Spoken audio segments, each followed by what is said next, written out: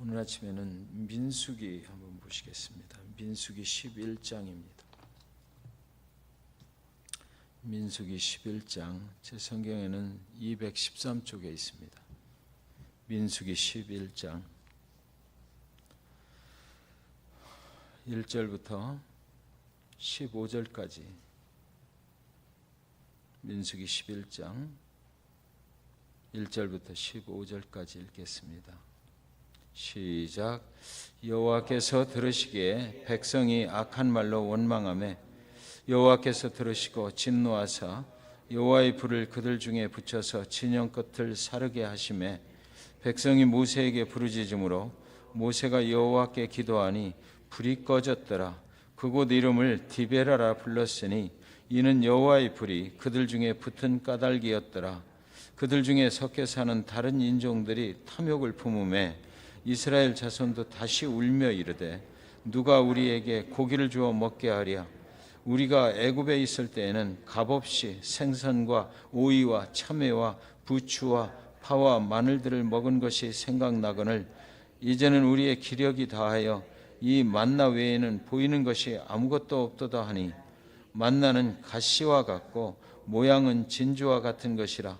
백성이 두루 다니며 그것을 거두어 맷돌에 갈기도 하며 절구에 찢기도 하고 가마에 삶기도 하여 과자를 만들었으니 그 맛이 기름 섞은 과자 맛 같았더라. 밤에 이슬이 진영에 내릴 때에 만나도 함께 내렸더라. 백성의 온 종족들이 각기 자기 장막문에서 우는 것을 모세가 들으니라. 이러므로 여호와의 진노가 심히 크고 모세도 기뻐하지 아니하여 모세가 여호와께 여짜오되 어찌하여 주께서 종을 괴롭게 하시나이까? 어찌하여 내게 주의 목전에서 은혜를 입게 아니하시고 이 모든 백성을 내게 맡기사 내가 그 짐을 지게 하시나이까? 이 모든 백성을 내가 배었나이까? 내가 그들을 낳았나이까? 어찌 주께서 내게 양육하는 아버지가 젖 먹는 아이를 품듯 그들을 품에 품고 주께서 그들의 열조에게 맹세하신 땅으로 가라 하시나이까? 이 모든 백성에게 줄 고기를 내가 어디서 얻으리이까? 그들이 나를 향하여 울며 이르되 우리에게 고기를 주어 먹게 하라 하온즉 책임이 심히 중하여 나 혼자는 이 모든 백성을 감당할 수 없나이다. 주께서 내게 이같이 행하실진대 구하옵나니 내게 은혜를 베푸사 즉시 나를 죽여 내가 고난당함을 내가 보지 않게 하옵소서. 아멘. 은혜를 입으면 입에서 나오는 말이 달라집니다 라는 제목으로 함께 은혜를 나누도록 하겠습니다. 하나님을 원망해 보신 적이 있으신가요? 오늘 말씀해 보니까 우리가 원망을 할 때 하나님이 그 소리를 다 들으신다, 이렇게 오늘 말씀은 시작을 합니다. 우리가 하나님을 원망할 때 있죠. 언제 원망을 하게 됩니까? 한번 생각해 보셔요. 내가 하나님을 원망했던 적이 있나요? 언제였습니까? 그동안은 계속해서 여호와께서 모세에게 명령을 하시면 모세가 또 백성들에게 여호와께서 이렇게 말씀하셨다 그러면 이스라엘 백성들은 다 준행하였더라. 모세의 말을 따라서 다 준행하였더라, 순종했다라는 것이죠. 그런데 오늘 11장 1절은 이렇게 시작해요. 여호와께서 들으시기에 백성이 악한 말로 원망하며 여호와께서 들으시고 진노하사 여호와의 불을 그들 중에 붙여서 진영 끝을 사르게 하시매. 백성들이 악한 말로 원망하며 여호와께서 들어보시니까 참 악하게 원망한다라는 것입니다. 그래서 여호와의 불을 그들 중에 붙여서 진영 끝을 사르게 하셨다. 엄청난 일이 일어난 거죠. 백성들이 악한 말로 하나님을 원망할 때 첫째는 여호와는 듣고 계시다라는 것입니다. 여호와는 백성들에게 명령만 하시는 하나님이 아니라 백성들의 말을 다 듣고 계시는 하나님이시다라는 거예요. 우리가 하나님을 불평하고 원망할 때 하나님은 들으십니다. 그리고 진노하십니다. 여호와의 진노의 불이 진영 끝을 태웠다. 진영 끝은 그 이스라엘 백성들이 성막을 중심으로 이렇게 진영을 형성해서 살아가지 않습니까? 광야, 그 밖에는 광야죠. 그 사이를 말하는 것입니다. 분리되는 선이죠. 그곳에 하나님의 불이 쫙 하고 붙어버리는 것입니다. 그때 이스라엘 백성들은 얼마나 두려웠을까 가히 상상이 됩니다. 그렇다면 왜 하나님이 진노하신 것인가요? 이스라엘 백성들이 하나님의 특별한 은혜를 입어서 광야로 나왔잖아요. 구원을 받은 것입니다. 그 긴 노예 생활에서 해방이 된 것이에요. 그래서 지금은 약속하신 축복의 땅으로 가고 있는 것입니다. 새벽마다 하늘에서 이슬 같은 만나가 내려요. 백성들은 기적같이 내리는 이 만나가 얼마나 감사했을까 가히 상상이 됩니다. 그런데 그렇게 감사하던 것이 얼마 시간이 지나니까 좀 변하기 시작했어요. 광야로 나온 지 한 1년쯤 되었을까요? 지난 1년 동안 계속해서 하루도 빠짐없이 만나만 먹고 있는 거죠. 물론 이 만나를 가지고 몇 가지의 또 다른 음식도 같이 조리해서 먹었을 수도 있습니다. 빻아서 찧어서 먹기도 하고 또 다른 음식을 또 만들어서 먹었을 수도 있어요. 만나 피자를 만들었을 수도 있을 것입니다. 만나 파스타도 어쩌면 한번 시도해 보았을 수도 있습니다. 그러나 다른 요리를 해 먹어도 만나는 만나죠. 피자를 만들어 먹어도 만나 피자고 파스타를 만들어 먹어도 만나 파스타인 것입니다. 그래서 이들의 원망과 불평이 시작이 됐던 거예요. 고기 좀 먹었으면 좋겠다는 것입니다. 다른 음식 좀 먹었으면 좋겠다. 한번 생각해 보십시오. 우리도 역시 마찬가지 아니겠습니까? 우리가 1년 동안 만나만 먹었다면 우리도 그렇지 않겠어요? 매일같이 똑같은 음식만 먹는다는 게 그게 어디 쉬운 일입니까? 질렸다라는 것이죠. 질렸다. 보기만 해도 징그럽다 이거죠. 그래서 그들은 이제 과거가 더 좋았다라는 생각을 하게 됩니다. 애굽에 있을 때가 더 좋았는데 이런 생각들을 하게 된 거예요. 그래서 5절에 보면 우리가 애굽에 있을 때에는 값없이 생선과 오이와 참외와 부추와 파와 마늘들을 먹은 것이 생각나거늘. 이들은 옛날이 생각났어요. 애굽에서는 노예로 살았지만 지금은 그 과거 노예 생활이 더 좋았다는 생각이 드는 것입니다. 마치 우리들이 오늘 좀 지루하면 옛날이 더 좋았다고 생각이 드는 것처럼 말입니다.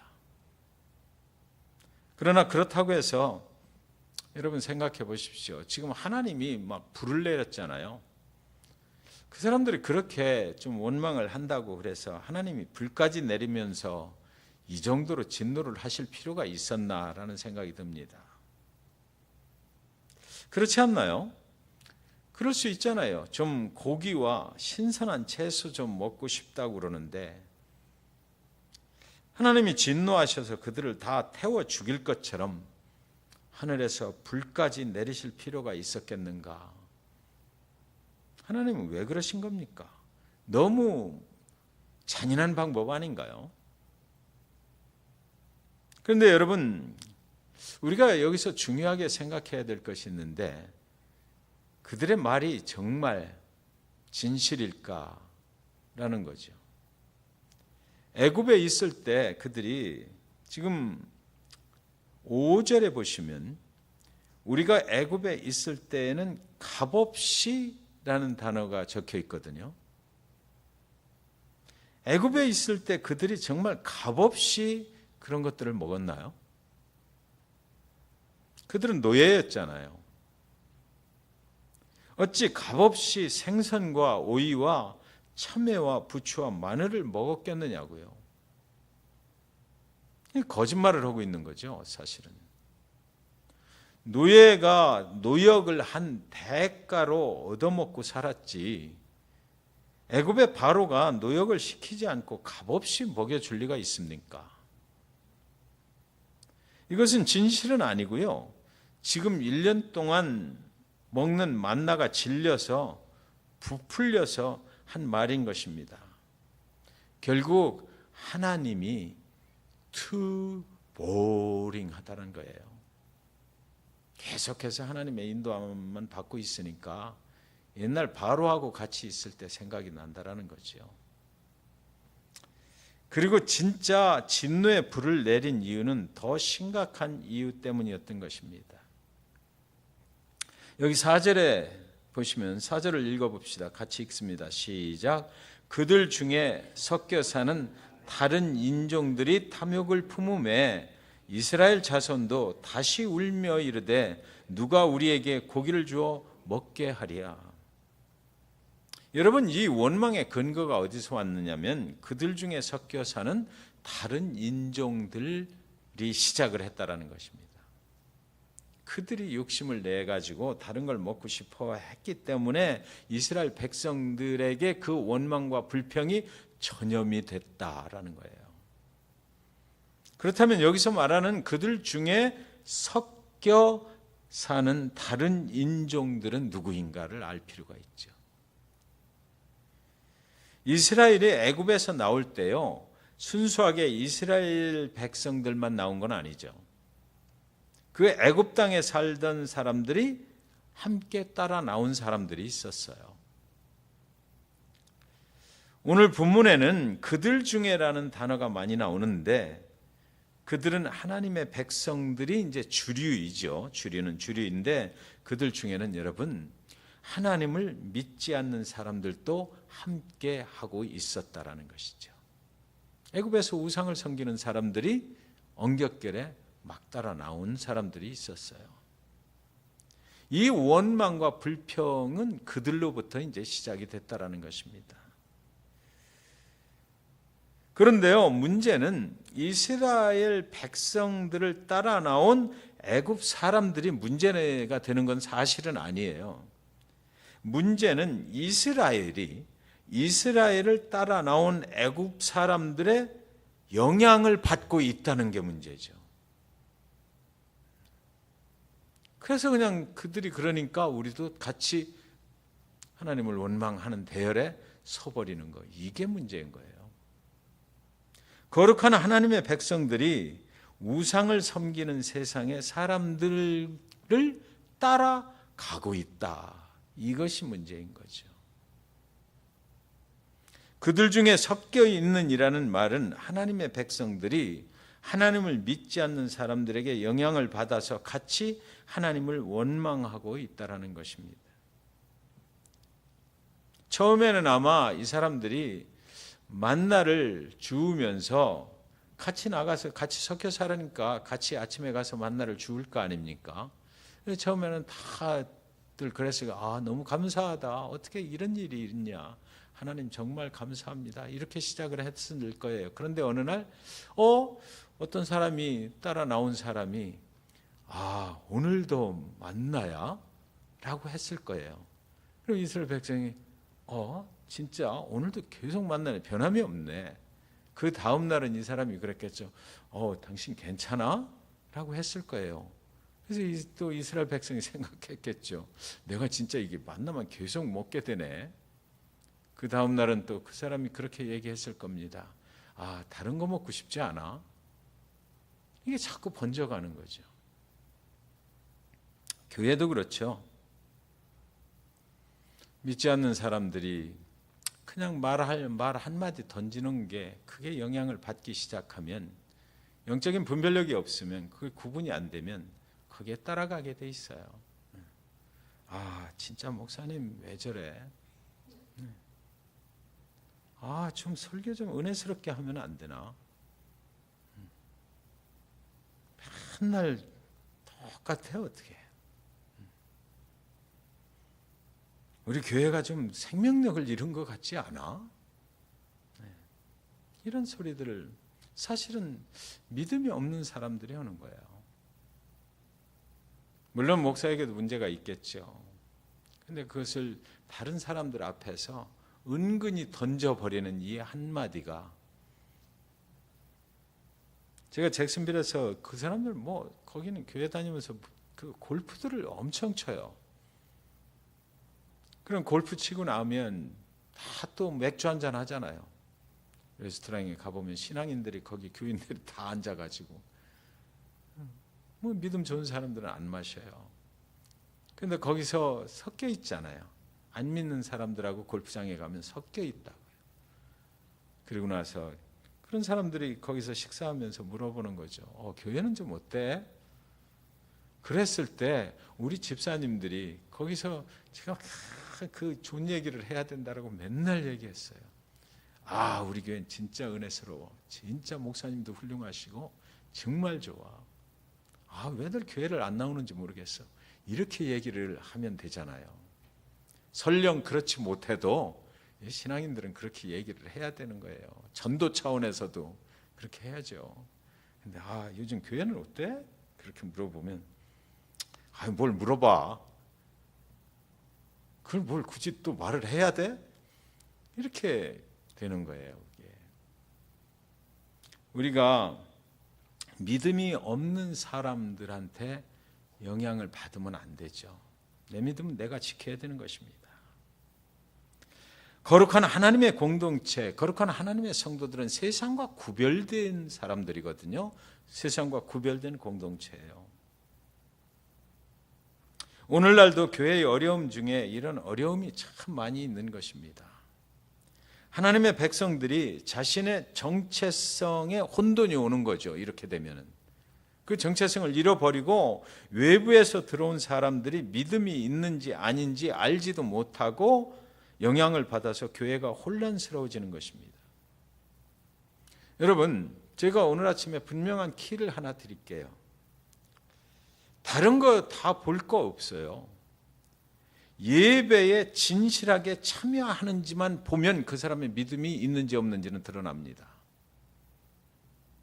그 사람들이 주장하는 것을 볼 것이 아니라 그 사람이 하나님을 정말 진실하게 섬기며 예배하는 사람인지 아닌지 그것만 보면 저 사람이 믿음의 사람인지 아닌지가 드러나는 거예요.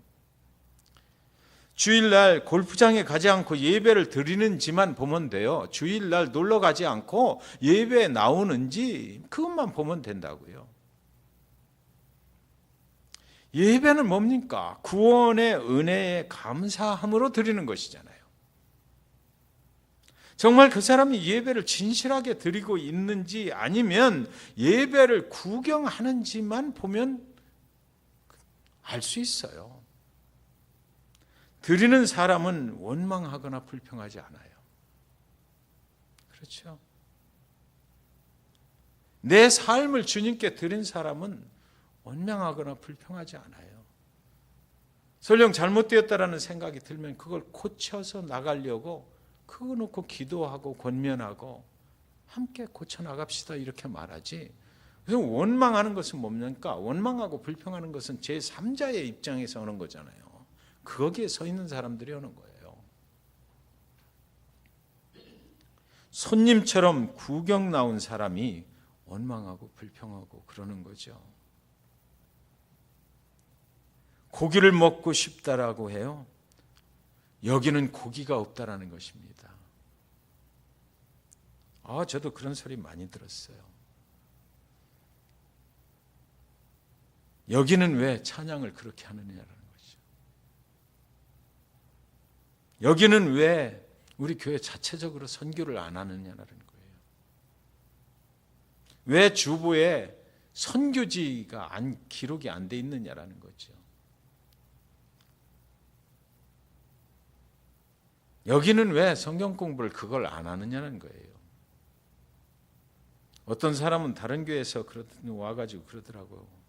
왜 이 교회는 설교 끝나고 그 축복송을 파송의 노래를 안 부르느냐. 파송의 노래는 그게 있거든요. 그거 뭐죠? 어떻게 생겼더라? 그런 찬양이 있어요. 자기가 다니던 교회에서는 꼭 그거를 불렀다는 거예요. 끝날 때는.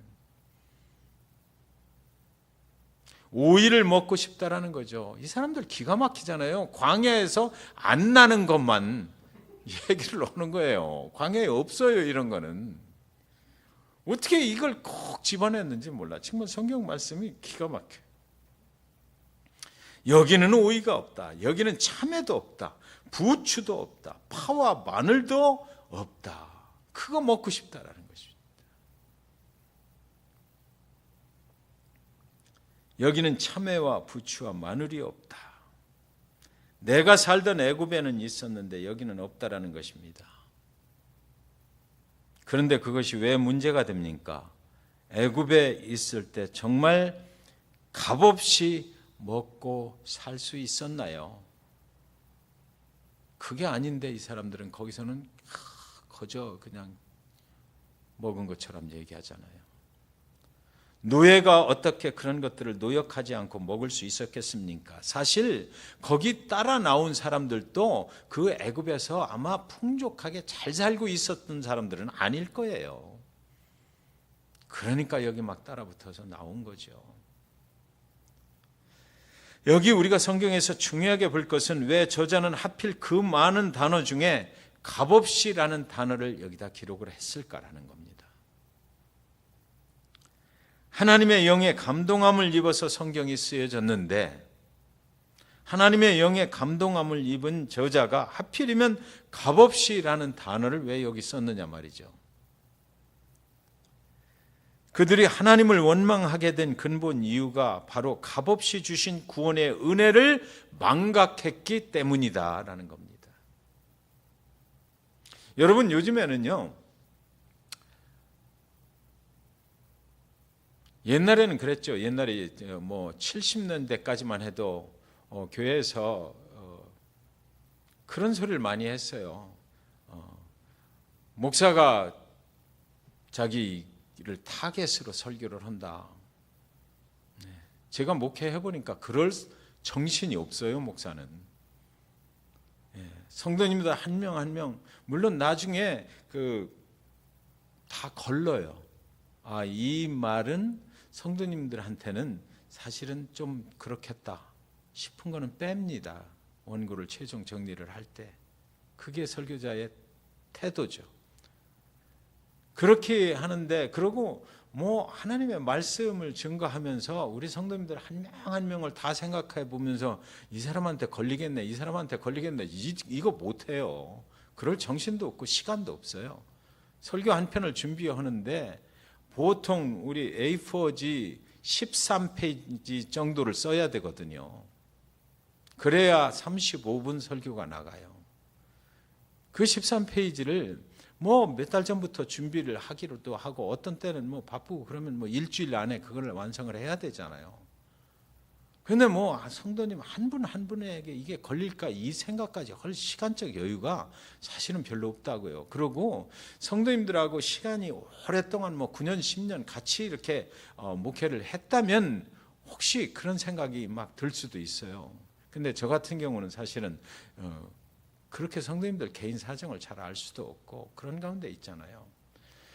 70년대 제가 뭐 신앙생활을 해보니까 그때는 그런 소리들을 많이 했어요. 근데 여러분 요즘은 어떻게 해야 되는지 아셔요? 목사가 본문 말씀을 잘못 해석하는 거 아니야. 저건 틀린 거잖아. 이렇게 얘기를 해야 돼요. 그래야 목회자하고 얘기가 돼요. 어쩌다 나와서 목사가 나한테 뭐 타겟으로 하네. 그거는 누구든지 어쩌다 나오면 다 걸리지 하나님의 말씀에 안 걸리는 사람이 누가 있겠어요. 최소한 여러분들 그거는 우리 교회가 앞으로 그런 방향으로 갔으면 좋겠어요. 목회자가 설교를 할 때 그 설교의 본문 내용이 잘못 해석하는 거 아니야? 저거는 아니잖아 라고 이 정도 수준에 있어야 요즘은 목회자하고 얘기가 돼요. 그래서 우리는 하나님의 말씀을 깊이 볼 수가 있는 것입니다. 이 원망과 불평이라는 것이 어디서 나와요? 은혜를 망각했기 때문이죠. 그동안 하나님께서 베풀어 주신 그 은혜를 망각했기 때문에 이때부터 원망과 불평이 나오기 시작하는 거예요. 하나님께서 당신을 여기까지 인도하셨고 그 홍해를 갈라주시고 뭐 그 맑은 물을 주셨고 생명수를 주셨고 죽을 수밖에 없는 전갈이 막 왔다 갔다 하는 그곳에서 그 생명을 보호해 주시고 아침마다 내려주시는 그 만나가 더 이상 감사하지 않게 느껴질 때 그 은혜를 잊어버렸을 때부터 원망과 불평이 생기는 거죠. 이런 찬양이 있잖아요. 한량 없는 은혜, 갚을 길 없는 은혜. 내 삶을 에워싸는 하나님의 은혜. 이 찬양 한번 불러봤으면 좋겠어요.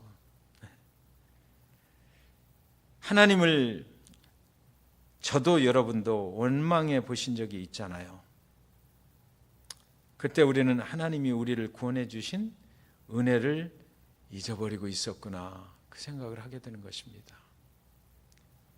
오늘도 그 은혜로 여기까지 살고 있음을 감사하기보다 그것을 잊어버리면 우리 안에서 원망과 불평이 나와요. 사실은 하나님이 아니면 이렇게 살 수 없었잖아요. 하나님의 은혜가 아니면 이만큼 건강하지도 이만큼도 살 수 없었을지도 모릅니다. 그런데 하나님이 붙잡아 주시고 은혜를 베풀어 주셔서 나 같은 사람도 이렇게 살 수 있게 된 것 아닌가요? 그것을 아는 사람은 겸손하게 감사하며 살아가게 되는 것이죠. 구원의 은혜는 감사하게 됩니다. 그러나 잃어버린 은혜는 원망하게 합니다. 은혜를 잃어버리면 주신 것만 보이고 주신 분이 보이지 않아요. 은혜를 잃어버리면 현재의 고난만 보이고 장차 올 축복이 보이질 않아요. 다행스럽게도 하나님의 진노의 불이 진영의 변두리만 불살랐다, 이렇게 되어 있거든요. 지금 이것은 하나님께서 백성들을 위하여 자신의 진노를 억누르신 거죠. 만일 그 불이 진영 복판에 떨어졌다면, 만일 많은 사람이 죽임을 당해야만 했을 것입니다. 하나님이 원망스러울 때 자신의 모습을 보면 하나님의 은혜를 잃어버렸다면, 그걸 깨달았다면 그때는 회개하면 되는 거예요. 사람은 죽지 않고 그 진영 선 밖에만 불이 쫙 돌아요. 그걸 보고 회개할 수 있으면 되는 거죠. 진노의 불이 사실은 그래서 심판이 아니라 너희를 내가 세상과 구별하였다라고, 너희는 세상 사람이 아니라 하나님의 은혜 안에서 사는 사람들이라고, 하나님의 은혜의 불길이 거기 붙어 있는 거죠.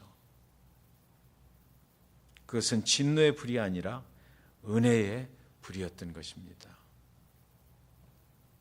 공동체는요, 외부의 공격에는 쉽게 무너지지 않더라고요.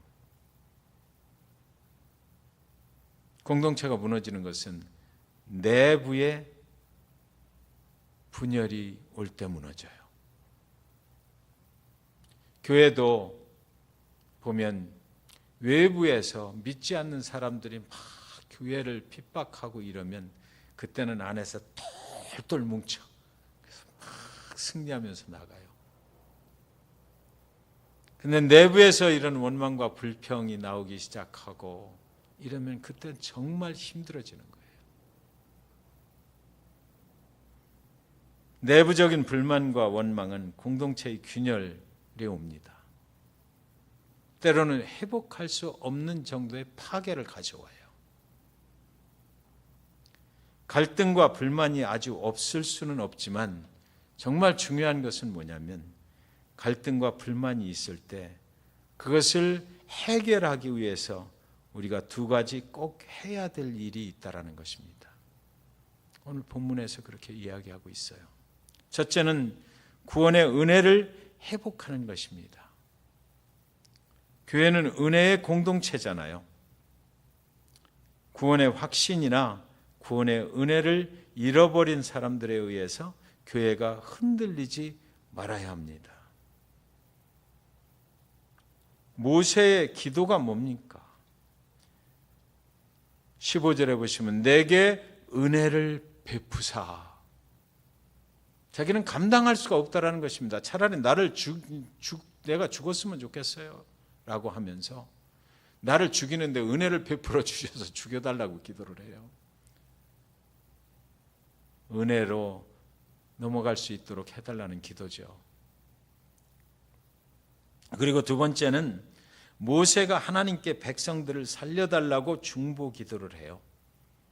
하나님의 진노가 멈추었던 것처럼 교회의 지도자들이 중보하며 기도해야 합니다. 여러분, 교회에 어떤 갈등이 오면요, 지도자들이 정말 중요하잖아요.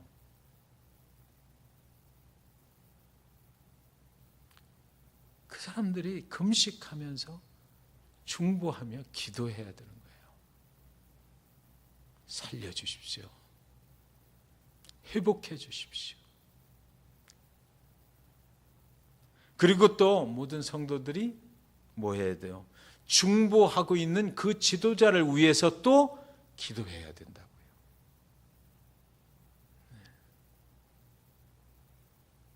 그래서 오늘 말씀 속에서 은혜 아니면 우리는 살 수가 없죠.